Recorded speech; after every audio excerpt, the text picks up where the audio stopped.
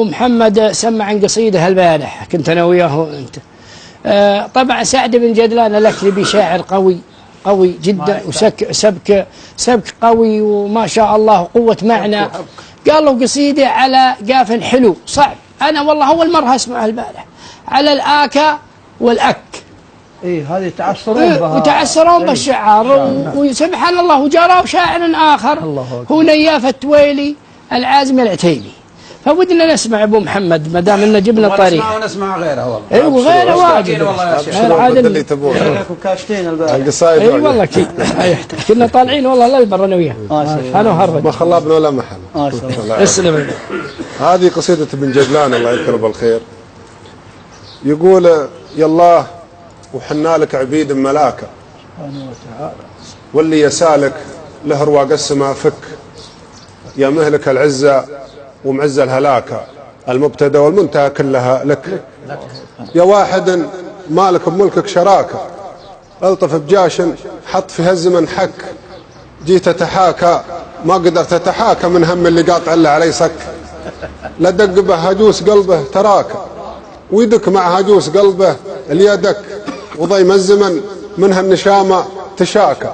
التك خلاها دبل والدبل تك، خلى سقيم العقل ياكا وياكا، ولا سليم العقل ما يلحق الشك. هذه قصيدة ابن جدلان طال عمرك.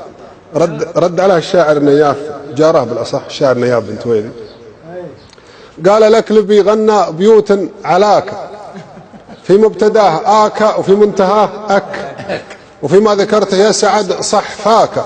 الشعب كله معجبتهم قصيدك، ويا الأكلبي في الكون ناس كماكا، مرت عليهم حالة مثل حالك، والكون به مرضى وناس تباكى، غير اللي البيبان دونهم صكك. ورح للرعاية وانظر لهؤلاك، هذا مشلول وهذا عمندك، اللي بلاهم يا سعد لا بلاك. العافية الأكلبي ارفع لها يدك، ودامك بصحة جيدة ما علاك، ما تقبل الدنيا مقابل صحك، حنا بوقت العولمة وش بلاك.